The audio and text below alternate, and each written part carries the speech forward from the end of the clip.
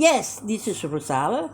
Brothers and sisters, we heard the footstep of horses coming with the Lord Jesus and his angels.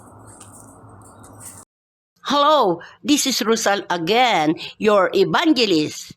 Our topic for today is we are going home to live forever. Rosal Rabi.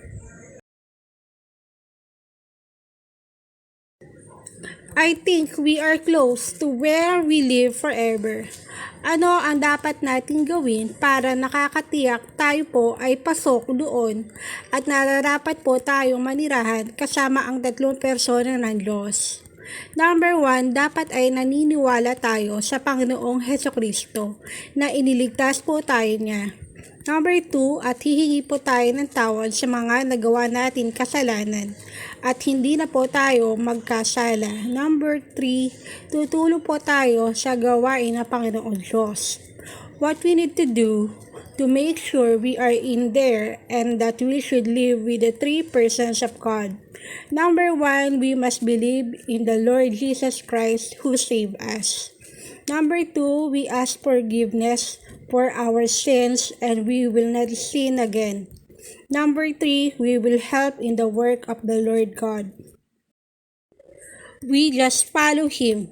We won't have any problems.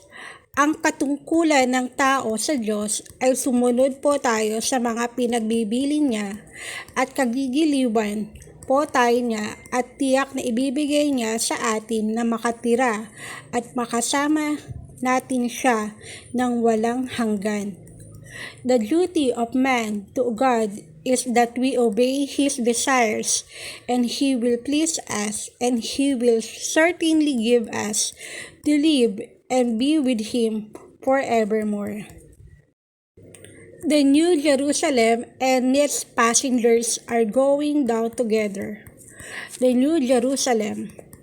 Ang maganda habang bumababa ang bagong Jerusalem, lahat ng naligtas ay naroon sa loob ng bagong Jerusalem. The beautiful thing as the New Jerusalem descends, all the saved are there inside the New Jerusalem. We'll live here forever. Our houses are mansions.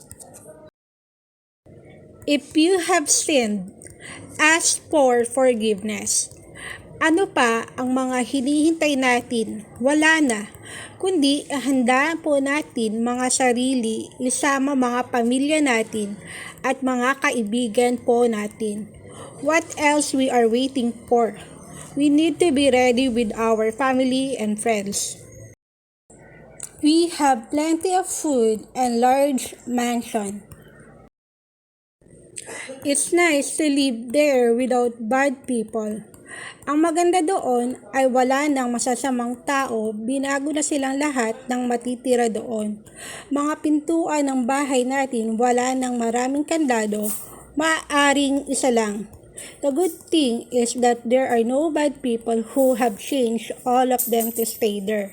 The doors of our house there no have many locks. Beautiful gardens and roads are pure gold.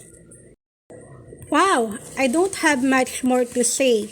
Ano pa ang hahanapin natin sa New Jerusalem?